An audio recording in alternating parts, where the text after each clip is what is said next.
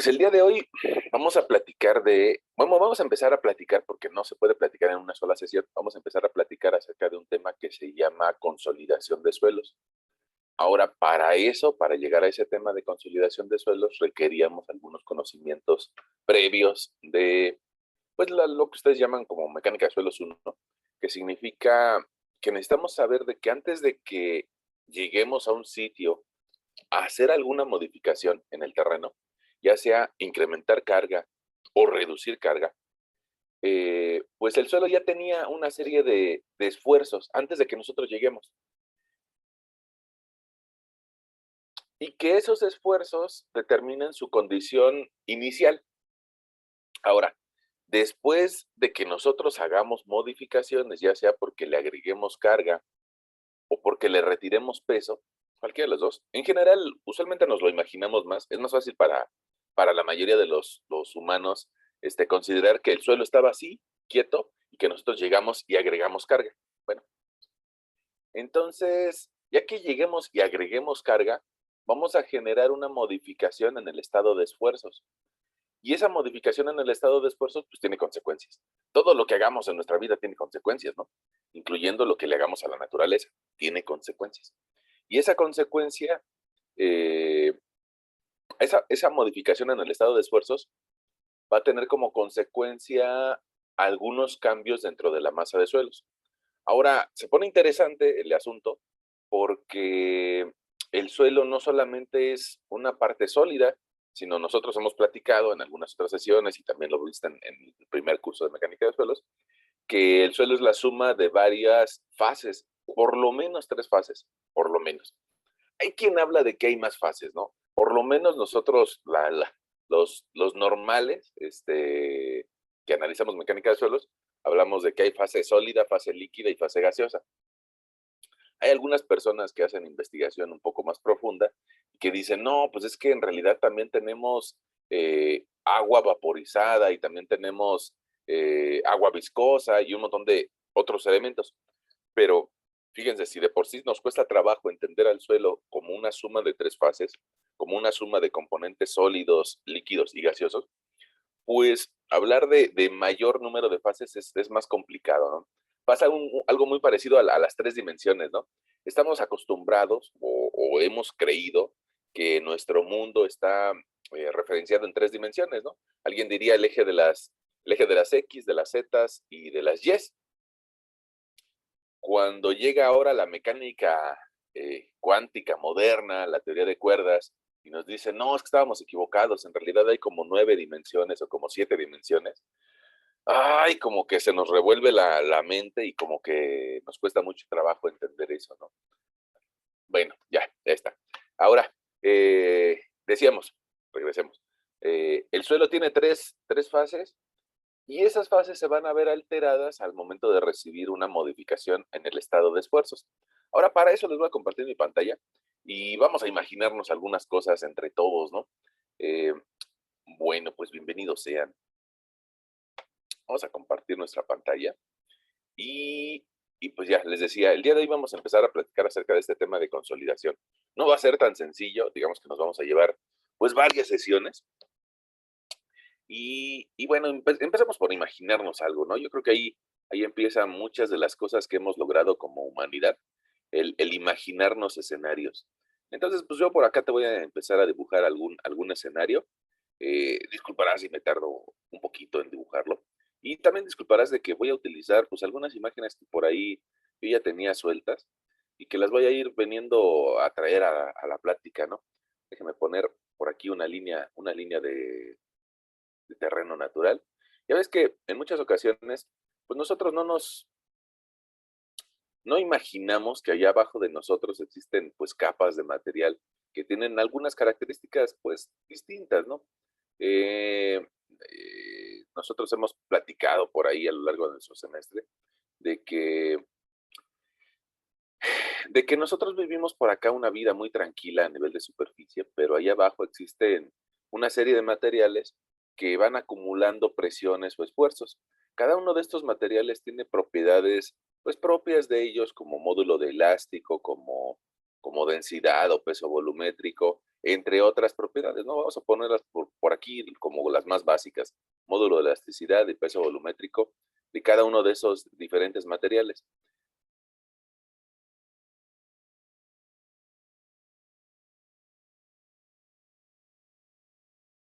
Ok, ahora, bueno, aquí tal vez de una forma un poco simplista, yo nada más te lo dibujé de dos colores, déjame ver si pudiera agregar un tercer color, yo creo que sí, nada más que, vamos a ver, más, más colores, vamos a ver si podemos agregar un naranjita y a ver si nos lo pudiera poner un poquito degradado. A ver si se puede. A ver. No, terminó por mostrarse muy feo. Bueno, ni modo. Así, vamos a dejarlo así, ¿no? Como una serie de sucesión de estratos. Perdón, ya ven que luego soy medio terco, ¿no? Ay, miren, ahí, con eso. Se ve bien. Una sucesión de estratos.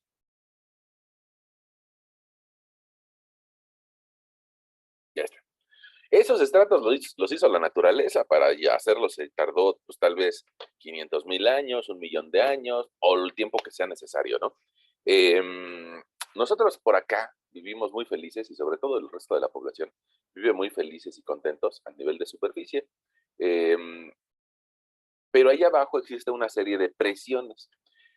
El peso del primer material, pues digamos que se va acumulando sobre todas las partículas, una partícula sobre otra. Y entonces, si le preguntamos a la partícula que está al final del primer estrato, perdón, al final del primer estrato, pues me va a decir, ¿sabes qué? Yo tengo una cierta presión. Una partícula más arriba me diría, pues yo tengo menos presión. Unas cuantas partículas más arriba me diría, yo tengo menos presión. Y resulta que esa acumulación de presiones del primer estrato, nosotros la podemos calcular gracias a que ya sabemos eso que se llama esfuerzo total y esfuerzo de poro o presión de poro y esfuerzo efectivo. Ok, ahora, el segundo estrato, evidentemente que también tiene sus propias partículas que van generándole peso a sí mismo, y el tercer estrato también tiene sus partículas que le van generando peso a sí mismo. Imagínate estas partículas cargando unas a las de arriba y a las de arriba y a las de arriba, pues resulta que esa presión va aumentando, probablemente no con la misma relación, porque tiene otro valor de peso volumétrico, otra densidad, y probablemente cambie la pendiente y en el siguiente estrato vuelva a cambiar la pendiente y en el siguiente estrato pueda cambiar la pendiente y en el que sigas. Bueno, ya sea que tengan el valor de peso volumétrico que tú gustes entender, bueno, al fin y al cabo va a existir un sistema de presiones en el suelo antes de que nosotros lleguemos a hacer algo. Podríamos llamarle, yo creo que a mí me gusta mucho llamarle, que estos serían unos esfuerzos naturales, ¿no? ¿Quién se los está provocando? Pues nada más la naturaleza, por peso propio. Vamos a ponerle así, esfuerzos naturales. Hay quien le llama un poco desde un punto de vista un poco más pomposo, les llama esfuerzos geoestáticos. Bueno, geo significa tierra, estáticos quiere decir que nos está moviendo. Al fin y al cabo, podríamos entenderlo también, ¿no? Hay quien recurre más al nombre geotécnico de esfuerzo efectivo y que incluso lo abrevia con una letra sigma y que le pone un símbolo, un acento en la parte superior. Bueno, quiere decir, antes de que nosotros lleguemos a construir, ya el suelo ya tiene presiones. Es más, nosotros podemos pasar encima y no le vamos a hacer nada, porque prácticamente el peso que nosotros tenemos comparado con el peso que tiene el propio suelo sobre sí mismo es insignificante, ¿no? Bueno, ahora, resulta que algún día a los humanos se nos ocurrió la idea de vivir en una civilización y por eso pues necesitamos a la ingeniería civil, ¿no? Ya que vivimos en una civilización, pues resulta que fue necesario para los primeros humanos construir cuevas artificiales donde ocultarse del frío, de la lluvia o de las inclemencias del tiempo, ¿no? Ok. Entonces, en algún momento nos acabamos las cuevas artificiales y fuimos obligados a construir cuevas naturales, perdón, nos acabamos las cuevas naturales y fuimos obligados a construir cuevas artificiales. A eso pues le llamamos edificio de oficinas, edificio de departamentos o cualquier otro nombre que ustedes quieran llamarle, ¿no? Cualquier uso para este tipo de cuevas. Ahora, nosotros estamos por acá, yo tal vez me estoy imaginando por aquí en algún departamento, Y resulta que esta edificación tiene una cimentación, un sistema que le va a transmitir presiones al terreno. Permíteme que esta cimentación el día de hoy nos la imaginemos como una losa de cimentación. Tú sabes que hay diferentes tipos de cimentaciones, probablemente existan las zapatas corridas, los cajones de cimentación y muchos otros tipos de cimentación, pero el día de hoy creo que te lo podrías imaginar como una losa. Ahí está mi losa que le va a transmitir las presiones de la estructura al terreno. Evidentemente que esta estructura tiene un cierto peso y que la cimentación tiene una cierta área. Si nosotros dividimos el peso entre la área, vamos a lograr algo que le llamaríamos eh, esfuerzo o sobrecarga. Ok, esa sobrecarga se va disipando a medida que nos profundicemos. Es decir, la sobrecarga no me va a transmitir una presión igualita desde el nivel de banqueta hasta, pues, por decir algo, una profundidad de 30 metros, por decir algo, ¿no? Por poner un valor, sino que esa presión se va perdiendo. Y para eso nosotros hemos visto en las sesiones anteriores el criterio de Boussinesq acerca de cómo se va perdiendo la presión desde el nivel de desplante. Fíjate que si nosotros hiciéramos una gráfica que empezase exactamente donde se desarrolla la cimentación, probablemente esta línea debería de ir un poquito más arriba. Déjame ver si la puedo corregir. A ver, ay, sí, la puedes corregir. La voy a tomar y la voy a llevar exactamente a donde empieza la losa de cimentación a pasar presiones. Bueno, ahí está. Si yo hago ese eje que me graficara incremento de esfuerzos, incremento de presiones contra profundidad y analizara esta carga, cómo va perdiendo su energía, bueno, pues va a depender de su geometría. Y probablemente exactamente debajo de ella voy a sentir algo así como el 100% del esfuerzo, el 100% de esta sobrecarga, lo vamos a sentir exactamente abajo de la losa. Pero a medida de que nos vamos profundizando, esos esfuerzos van bajando y creo que inclusive pues ustedes han hecho algunos ejercicios en tareas y sobre todo van a hacer algunos otros más, donde van a calcular cómo se va perdiendo esta presión desde un 100% y que va bajando tal vez a un 90%, a un 80%, a un 70%, a un 50%, a un 40%, a un 30%, a un 20%. Ahorita te lo estoy escribiendo de forma porcentual para que lo entendamos, ¿no? Pero en realidad nosotros no escribimos estos valores de forma porcentual, sino que los escribimos en valores de esfuerzo. Es decir, en la mayoría de nuestro país lo sigue manejando como toneladas sobre metro cuadrado. Probablemente alguien nos diga, ¿saben qué, señores? Ustedes están mal al manejar los esfuerzos en esas unidades.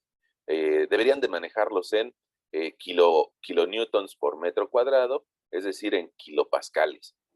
Bueno, eso es cierto, ¿no? La verdad es de que deberíamos de manejar lo que se llama sistema internacional y manejar kilopascales. Desgraciadamente hay una realidad constructiva y una realidad de nuestro país que no podemos pues negar. Y tal vez en nuestro país seguimos utilizando sistema técnico de unidades, que implica que el peso lo medimos en toneladas. También el peso lo solemos medir en kilos. Entonces, pues bueno, si bien es cierto que deberíamos de manejar el sistema internacional, lo seguimos manejando en toneladas sobre metro cuadrado. Bueno, ahora, algo más importante que eso, algo más importante que eso. Resulta que nosotros, si podemos calcular el esfuerzo efectivo gracias a una serie de formulaciones que nos ayudó Terzaghi a encontrar y que prácticamente nosotros diríamos que el esfuerzo efectivo lo podemos calcular como el esfuerzo total menos la presión de poro y a su vez cada uno de esos esfuerzos, pongamos el esfuerzo total, lo podríamos encontrar como la sumatoria de gamma I por HI y la presión de poro como gamma W por HW y restarlos y con eso encontrar el esfuerzo efectivo. Es decir, estaríamos encontrando los esfuerzos que hay antes de que nosotros lleguemos a construir. Y ahora consideramos de que llegamos y agregamos un peso de una nueva estructura.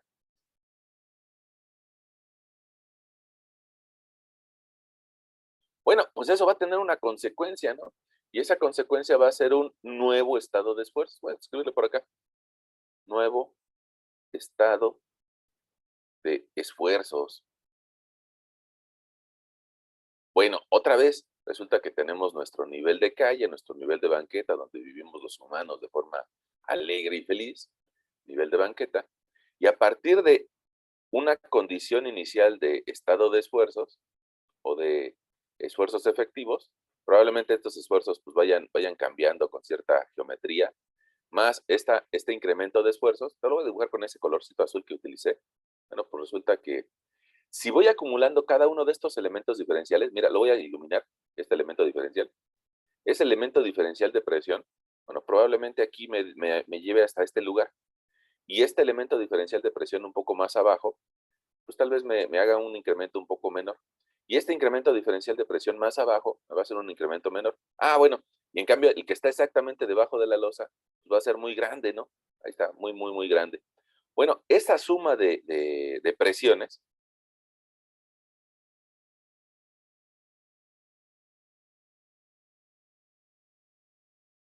esa suma de presiones probablemente me va a llevar a un nuevo estado de esfuerzos o a un esfuerzo 2, un esfuerzo efectivo 2, un esfuerzo efectivo final. Puedes escribirle así, esfuerzo efectivo final. Ahora, eso, desde el punto de vista gráfico, pues yo creo que lo podemos entender y por eso precisamente hacemos esa gráfica, ¿no? Porque le podemos entender. Pero, ¿qué significa eso? Eso es lo que se pone un poco más interesante, ¿no? Eso, ¿qué significa? Bueno, mira, voy a permitirme cambiar de pantalla. Voy a dejar de compartir esta pantalla. Te muestro una hojita de papel, ¿no? Que yo tengo por aquí. Fíjate, esa hojita de papel, aquí se puede ver mejor. Esa hojita de papel, pues tiene un estado de esfuerzos. La naturaleza la llevó a estar en esta condición, está feliz y contenta, nadie le está molestando y tiene una cierta forma, una cierta geometría. ¿Qué pasa cuando alguien de forma externa le aplica un cambio en el estado de esfuerzos? Pues que le aplica una cierta carga y va a traer como consecuencia un cambio en el volumen. La nueva estructura que nosotros pongamos encima de este material, en este caso es una hoja de papel, pero la nueva estructura va a traer como consecuencia un cambio en el estado de esfuerzos. Y si yo le aplico mucha fuerza, como podría ser exactamente debajo de la cimentación, bueno, pues cambia la geometría del elemento o del material que está debajo de esa nueva carga y se vuelve más compacta. Eso lo hemos entendido a partir de la teoría de mecánica de materiales. Honestamente, déjenme volver a regresar a mi pantalla. Creo que, no sé si ustedes ya llevaron la materia de resistencia de materiales o no. Si no la han llevado, bueno, pues habría que reclamarle a las personas que diseñaron el plan de estudio, porque probablemente no la hayan llevado hasta ahorita. Pero déjame imaginarme con ustedes un escenario. Fíjense, ustedes en la materia, bueno, pues llevaron por lo menos física en el nivel medio superior, ¿no? Y entonces yo creo que gracias a sus conocimientos de física nos podemos imaginar el siguiente escenario. Imagínate un bloque como podría ser una goma. Vamos a considerar por ahí, imagínatela una goma con la que borramos, ¿no? Esas blancas. Casi, casi quisiera decir el nombre, factis, pero bueno, yo creo que todo el mundo se la puede imaginar una goma cuadrada. ¿Qué pasa si nosotros le aplicamos una cierta carga a esa goma? Y bueno, evidentemente que si le aplicamos una carga por arriba, pues el buen Sir Isaac Newton nos diría, a toda acción hay una reacción. Entonces desde abajo también se va a presentar una fuerza de compresión. Bueno, ¿qué le va a pasar a esta goma? Pues que se va a empezar a comprimir un poquito, ¿no? Y va a cambiar su altura y se va a hacer un poquito más chaparra. Pero además de hacerse un poquito más chaparra, pues no, digamos que no puede contenerse sobre sí misma, sino que se va a empezar a hacer un poquito gordita, ¿no? Un poquito más gordita, un poquito robusta. Yo creo que todo el mundo ha hecho este experimento, ¿no? De aplastar una goma. Bueno, ahora, si nosotros hiciéramos una gráfica acerca de cómo estamos aplastando nuestra goma, porque, porque alguien dirá eso es demasiado ocioso, pero hay científicos que lo han hecho. Y no necesariamente sobre una goma, sino sobre cualquier material sólido. Ok, sólido. Resulta que nosotros podríamos obtener una gráfica en la que podríamos relacionar cuánta fuerza le estamos aplicando con cómo se va a deformar esa goma. Mira, yo aquí le puedo decir que esta va a ser deformación. Resulta que si nos pusiéramos a graficarlo, porque tuviéramos un laboratorio a la mano y pudiéramos graficar eso, ese fenómeno, diría, bueno, si le aplicas más fuerza, pues se va a deformar más. Si le aplicas más fuerza, se va a deformar más. Si le aplicas más fuerza, se va a deformar más. Ok. Pero alguien dirá, híjole, es que eso de aplicar fuerza como que es demasiado burdo. Porque puede ser que alguien de ustedes se imaginó una goma que tiene unas dimensiones pues, bastante reducidas, ¿no? Tal vez la goma de un lápiz. Pero probablemente alguien de ustedes se imaginó una goma que tiene aquí una longitud de 1 centímetro y alguien de ustedes se imaginó una longitud de 2 centímetros. Entonces habría que considerar cuánta longitud tiene o cuánta área tiene de contacto. Bueno, pues entonces si nosotros nos imaginamos una longitud 1 y una longitud 2, podríamos establecer una cierta área de contacto o un área transversal.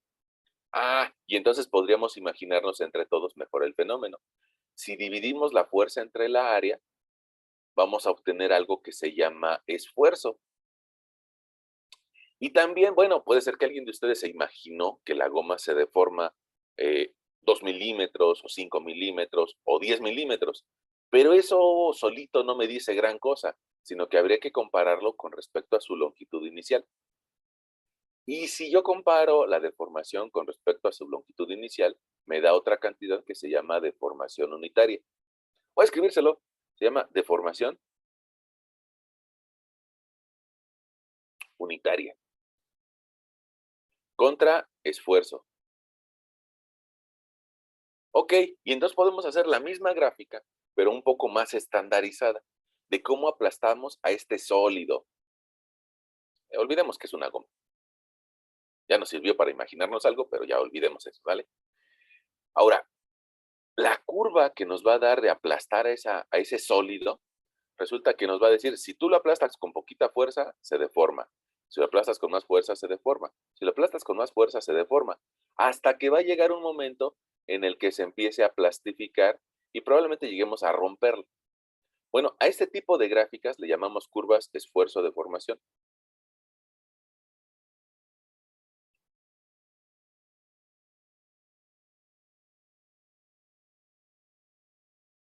Ahora, yo aquí te planteé un sólido que estamos sometiendo a compresión, pero también seguramente tú lo escuchaste en tu materia de física, te lo puedo asegurar, que lo escuchaste en tu materia de física, que esta curva esfuerzo-deformación también se la podemos aplicar a un material que está sometido a tensión. Vamos a imaginarnos, sobre todo cuando vamos en física, nos dicen que nos imaginemos una liga y que esa liga la extendemos o la jalamos. Si la jalamos, resulta que se va a deformar un poquito. Y si la jalamos más, se va a deformar más. Y si la jalamos más, se va a deformar más. Hasta que se va a empezar a hacer muy larga esa liga y puede ser que llegue al momento en el que se rompa o que falle. Ok, en la materia de física de nivel medio superior nos piden que nos imaginemos una liga. Ok, tal vez ahora que lleves la materia de resistencia de materiales, no sé si ya la estás llevando o la vas a llevar, cada quien tendrá una situación particular. Te van a decir, vamos a volvernos un poco más pro, y en lugar de imaginarnos una liga, nos vamos a imaginar una varilla. Esta varilla, ya ves que las varillas tienen un cierto corrugado lateral, ahí está mi varilla, pues de la misma forma la podemos extender hacia arriba y hacia abajo, y nos va a dar la misma gráfica o bueno, no la misma, ¿no? Sino una gráfica similar de esfuerzo de formación. Se pone un poco más interesante porque a esa varilla nosotros le podríamos calcular aquí su pendiente. Ya ves que ya sabemos calcular pendientes. De nuestra materia de matemáticas nos dicen que la pendiente es cambio de altura entre cambio de distancia horizontal. Es decir, podemos calcular su módulo elástico. Y ese módulo elástico lo calcularíamos como... eh, em, híjole, ¿qué crees? Me equivoqué en algo. Tiempo, tiempo, tiempo, tiempo. Tiempo. Me acabo de dar cuenta que me equivoqué en algo. Te escribí mal. escribí mal este par de ejes. Me seguí mucho con la, con el planteamiento de la idea de lo que nos pudiéramos imaginar y, y te los escribí al revés. Una disculpa, pero bueno, creo que estamos a tiempo de corregirlo, ¿no? Estamos a tiempo de corregirlo, pero y vale la pena que te lo recalque, ¿no? Que lo escribí mal. Siempre será más adecuado aceptar ese error a, a mantenernos con el error. Fíjate, y precisamente llegó porque quería calcular el módulo elástico. Fíjate que normalmente en nuestra materia de matemáticas, tengo un dibujito que voy a borrar por acá.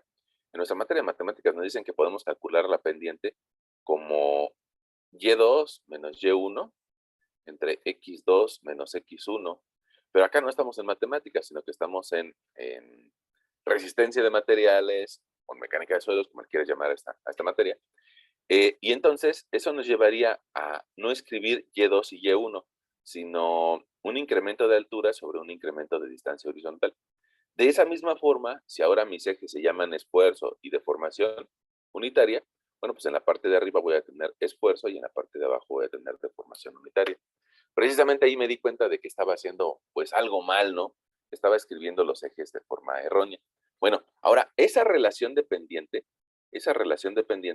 nosotros le llamaríamos módulo elástico.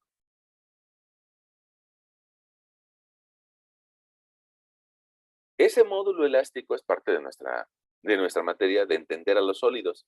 ¿Qué materia se encarga de entender a los sólidos? Es una que se llama resistencia de materiales. Em, es una parte de la mecánica que nos permite entender a los sólidos. Ahora, resulta que nosotros tenemos un pequeño problema, porque nosotros no estamos en resistencia de materiales, sino que nosotros estamos en otra materia que se llama mecánica de suelos.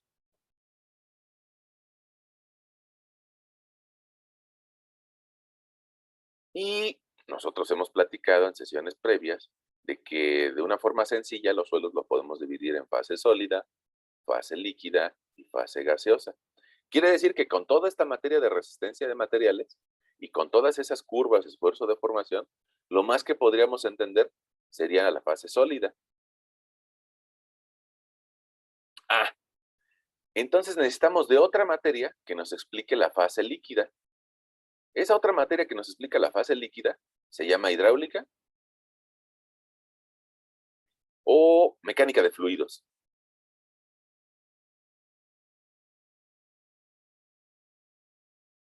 Ok, ustedes también van a llevar una materia que se llama mecánica de fluidos o hidráulica. No sé si cada uno de ustedes, cada quien, ya ven que ahora cada quien se puede escribir en el semestre que quiera. Entonces, probablemente alguno de ustedes ya la llevó, probablemente alguno de ustedes apenas si la va a meter. Pero en esa materia de hidráulica, pues nos explican muchas cosas, sobre todo flujo de agua en canales, flujo de agua en tuberías, muchas cosas. Pero algo de lo más sencillo que nos pueden explicar, y que yo creo que ya nos lo podemos imaginar, es de que donde haya agua, se genera algo que le llamaríamos presión hidrostática. Esa presión hidrostática, pues si nosotros nos metemos a nadar, tal vez en una alberca o en el mar, a medida que nos profundicemos, cada vez vamos a tener mayor presión hidrostática. Y esa presión hidrostática pues, lo podemos calcular como gamma W por HW. Ok, entonces eso es lo más básico y lo que requerimos para entender esta fase líquida del suelo. Ok. Si sumamos nuestros conocimientos de resistencia de materiales más nuestros conocimientos de hidráulica, llegamos a esta materia de mecánica de suelos. Alguien me dirá, oiga, ¿y el aire? Ah, bueno, pues el aire también es un fluido. Entonces, con hidráulica podemos entender estas dos fases, tanto la fase gaseosa como la fase líquida. Y ya llegamos a esta materia de mecánica de suelos. Ahora, ¿eso qué tiene que ver? ¿Eso qué tiene que ver con la bolita de papel que yo te mostraba hace algunos minutos? ¿Te acuerdas de la bolita de papel que aplasté? Ah, la bolita de papel que yo aplasté solamente es de un material sólido y en cambio el suelo tiene las tres fases. Entonces, resulta que nuestra bolita de papel pues es demasiado simple como para tratar de entender al suelo, sino que tendríamos que agregar otro material, como podría ser el agua. Nada más que el agua, y para eso estábamos platicando acerca de hidráulica, tiene un comportamiento un poco distinto al del sólido. Mira, esta hojita de papel, por aquí la ves más, esta hojita de papel quedamos que si la aplastamos, ¡ah!, cambia de forma. Qué bien, ¿no? Alguien diría, bueno, pues los sólidos son más duros que el agua. Sí, eso es una concepción un poco simple que tenemos. Ahora mira, aquí te me estoy mostrando una botellita de agua. Esta botellita de agua, ahí se ve mejor, creo. Sí, ahí estoy mostrando una botellita de agua. Todo el mundo lo puede hacer ese experimento, ¿no? Llenar una botella de agua. Resulta que si esta botellita de agua la quiero aplastar, esta botellita de agua la quiero aplastar, no le hago nada. Usualmente cuando estamos en clases presenciales, yo lo que suelo hacer es de que me paro encima de la botella. Ahorita va a ser un poquito difícil que me pare encima de la botella, pero bueno, sí nos lo podemos imaginar, ¿no? Mira, si yo le aplico una cierta fuerza para tratar de aplastar al agua, no puedo. Alguien me va a decir, no, pero es que está dentro de una botella, por eso no lo puede hacer. Bueno, puedo abrir la botella y el PET, todo el mundo lo ha aplastado y se puede aplastar porque es un sólido. Un sólido con huecos y por eso puede cambiar de forma. Miren, acá también tenemos un sólido con huecos. Adentro de esta hojita de papel hay huecos llenos de aire y esos huecos llenos de aire los aplasto y el aire sale. Pero ¿qué pasaría con el suelo, que es la mezcla de algo que no puedo comprimir como el agua, con algo que sí se puede modificar? Pues nos da un proceso de deformación un poco más complejo. Ahora, ¿por qué el agua no la pude aplastar? Porque resulta que en su materia de hidráulica también les platican de que el agua es incompresible. Regresamos a nuestro esquema.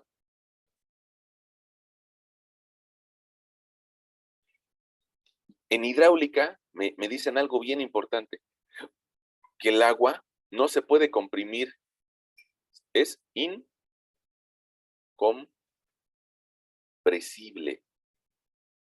Les pido, ustedes podrían llenar su botellita de agua y tratar de aplastarla y se van a dar cuenta que no pueden hacerlo. Entonces, ¿qué le pasa a este suelo?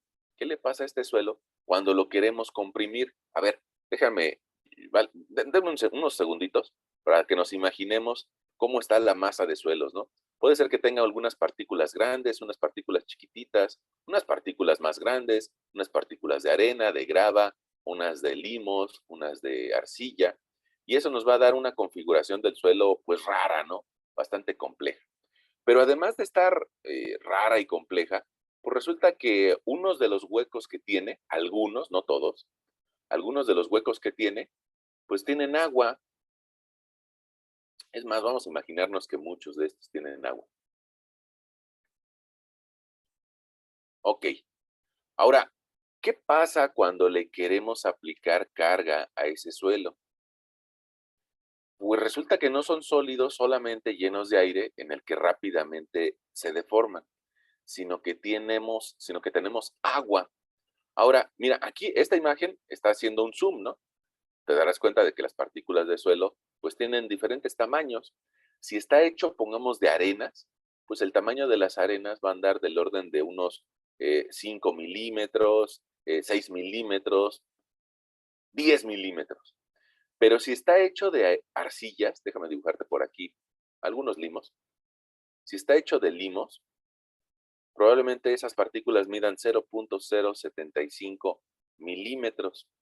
Y si está hecho de arcillas, pues una de estas partículas va a medir algo así como 0.002 milímetros.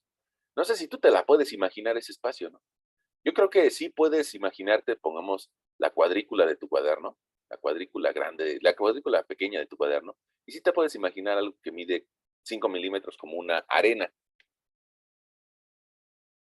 Pero si ahora te pido que te imagines 1 milímetro y lo dividas entre 13 partes, 1 milímetro entre 13, pues ya te da algo muy pequeñito como podría ser un limo. Ahora, toma 1 milímetro, yo creo que tienes un escalímetro ahí cerca de tus manos, o una regla cerca de tus manos. Toma 1 milímetro y ahora divídelo entre 500 partes. Y si divides 1 milímetro entre 500 partes, más o menos te va a dar el tamaño de una arcilla grande. Las arcillas pequeñas miden menos, ¿eh? Una arcilla grande va a medir eso. Bueno, ahora, ¿eso qué tiene que ver? Eso tú me vas a decir, eso ya lo sabía. De mi curso de mecánica de suelos 1, yo ya lo sabía. Bueno, a ver, ahora, ¿qué pasa cuando esta masa de suelos la queremos comprimir?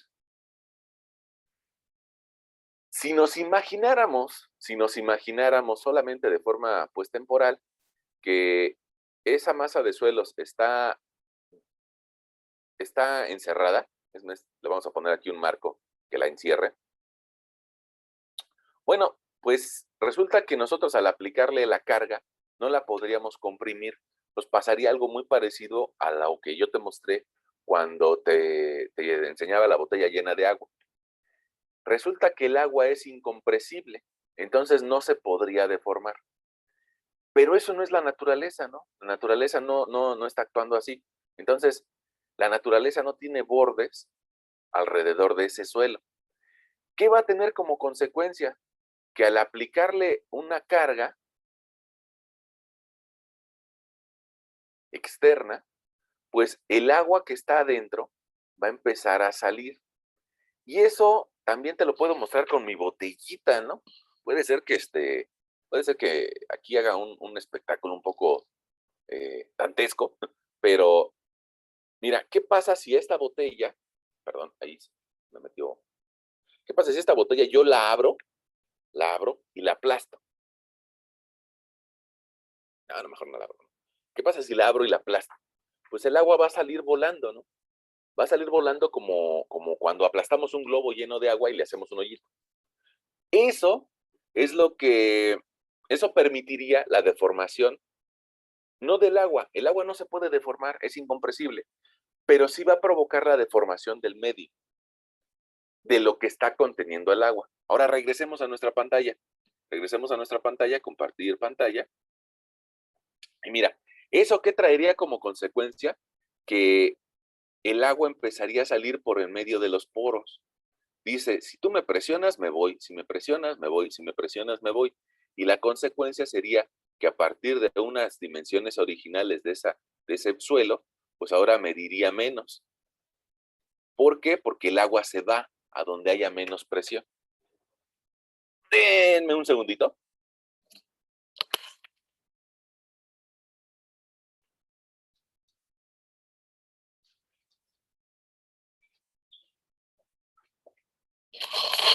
Bueno, fíjense, planteamos esa idea de que va a cambiar el volumen, ¿no? Va a cambiar el volumen. Nada más que, bueno, voy por un cuchillo, voy por un cuchillo para hacer nuestro experimento, aunque sea a distancia. Denme un segundito.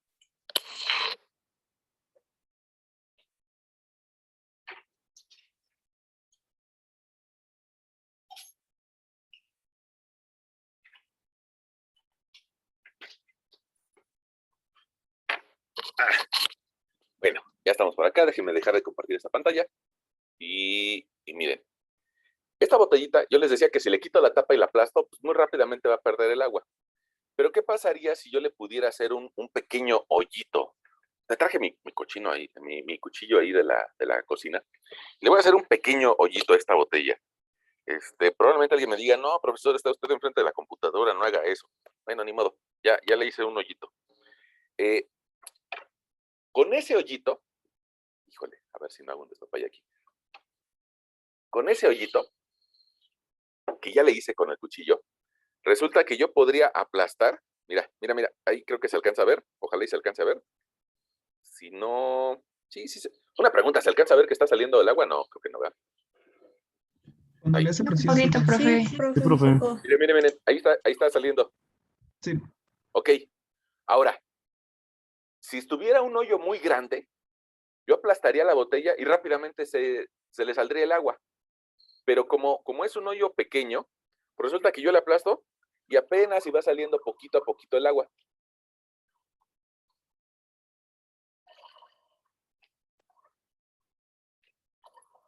Ahí está. Poquito a poquito sale el agua.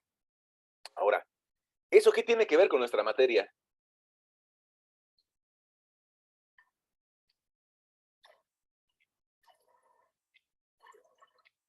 que el hoyito pequeñito no deja que el agua salga rápido.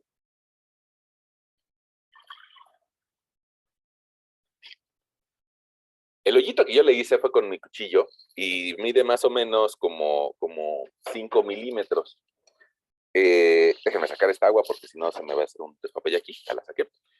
Ahora, déjenme regresar a mi presentación. Yo hace algunos minutos te decía que las partículas de arcilla miden 1 milímetro entre 500.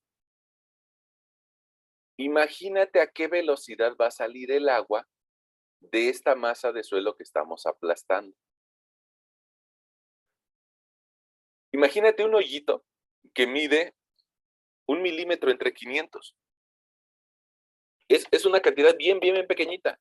Entonces, digamos que el suelo no tiene la capacidad de drenar muy rápidamente si tiene arcillas. Eso es algo bien importante. Ojalá y todo lo estemos entendiendo. Dentro de arcillas o dentro de limos, es decir, dentro de suelos finos, la velocidad de salida es muy lenta.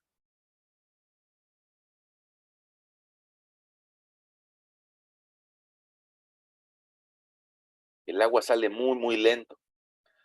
Ahora, déjenme regresar a nuestra dibujo de acá arriba.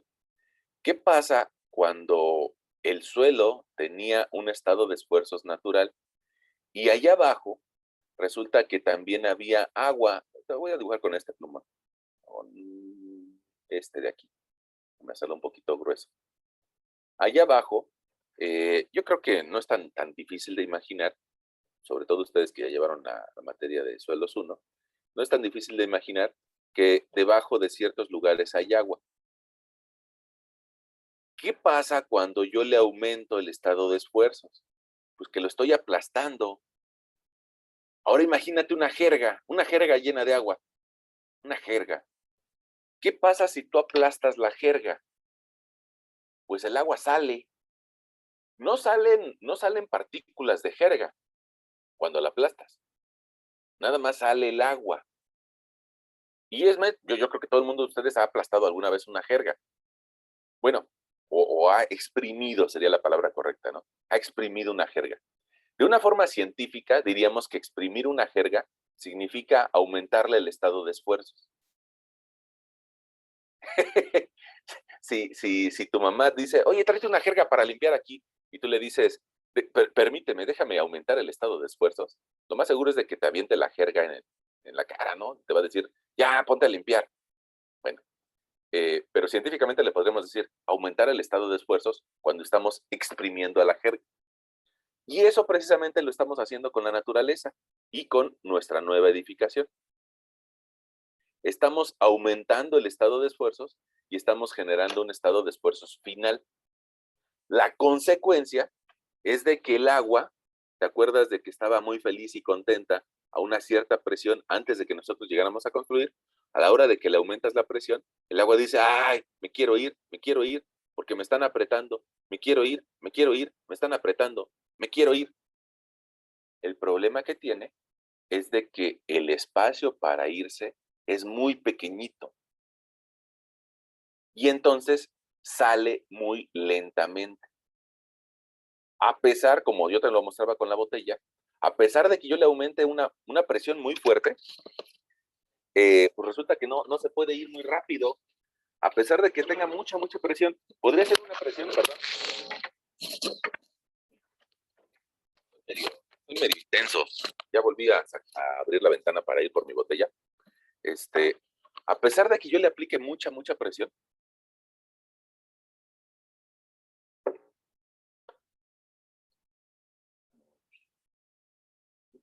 quizá, a pesar de que yo le aplique mucha presión, se veía bien, ahí se veía bien, pues resulta que aunque yo le ponga mucha presión, pues resulta que no puedo vaciar la botella tan rápido, porque el hueco es muy pequeñito. Se va a llevar mucho tiempo en vaciarse la botella, porque el hueco es pequeñito. Y eso le pasa al suelo cuando tiene partículas o poros tan pequeñitos que permiten la salida del agua. Yo alguna vez me quise hacer este experimento o hacer un modelo así, y yo me lo trataba de imaginar, pongamos, como con una jeringa. Y eso todo el mundo ha tenido en sus manos una jeringa, ¿no?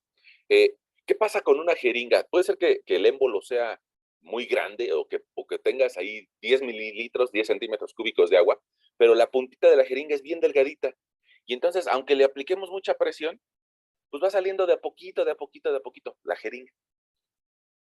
¿Cuánto mide la punta de una jeringa? Pues probablemente mida menos de 1 milímetro. Sí, eso sí, lo alcanzamos a ver entre todos, que mide menos de 1 milímetro, pero no llega a las dimensiones que te decía de la arcilla, de 1 milímetro entre 500, que es una dimensión verdaderamente muy, muy, muy pequeña, ¿no? Bueno, ahora, ¿eso qué consecuencia tiene? Pues ese fenómeno que nosotros le llamamos consolidación. Regresemos a nuestra pantalla, perdón por el movimiento de pantallas, pero quería ejemplificarte eso, que aunque le pusiéramos nosotros un gran peso acá arriba, perdón, se me movió.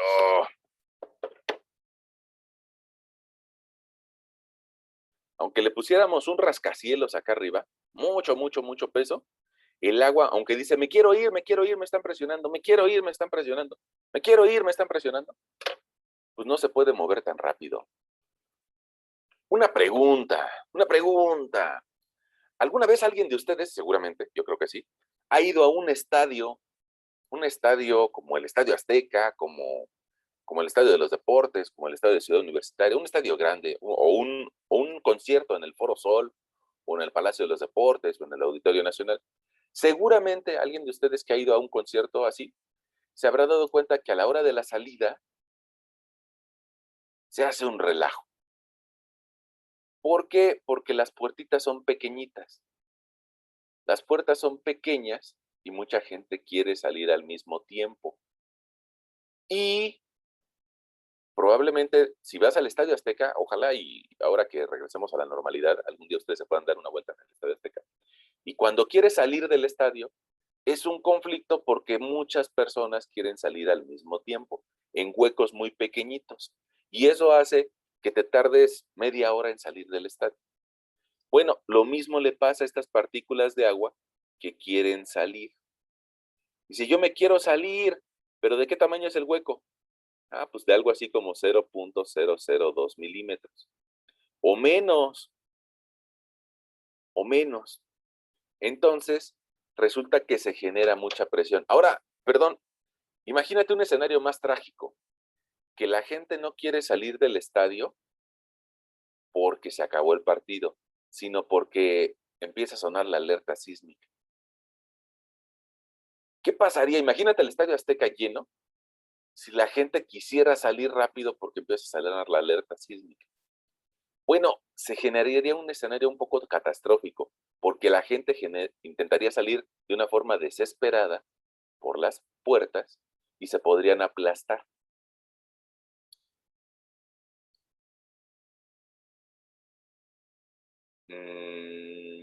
Hay quien dice que en el estadio en realidad no se siente un sismo. Perdón, es un comentario lateral. Las vibraciones que se generan en los estadios cuando las porras empiezan a saltar harían que prácticamente no sintieras un sismo. Pero si sonara la alerta sísmica, entonces la gente entraría en pánico. Yo honestamente no sé si adentro del Estadio Azteca sonara la alerta sísmica. Y yo creo que la indicación sería, si suena la alerta sísmica, quédate en tu lugar, no te muevas, porque no vas a poder salir. Bueno, perdón, se acabó nuestro comentario ahí lateral, ¿no? Hagamos una pausa en el camino, porque llevamos una hora platicando acerca de esto. Y no sé si nos estamos entendiendo al respecto de que el suelo, al ser comprimido o al intentar ser comprimido por la carga externa, va a intentar aplastarse. Si fueran puros sólidos con aire, rápidamente se aplastarían. Pero como en medio tienen agua, el agua se va a escapar y esa agua va a provocar un cambio en el volumen. Se va a comprimir, perdón por la palabra, no debería ser la palabra comprimir, debería ser consolidar, pero lo podemos entender así. La masa de suelos se va a consolidar y va a ocupar menos volumen.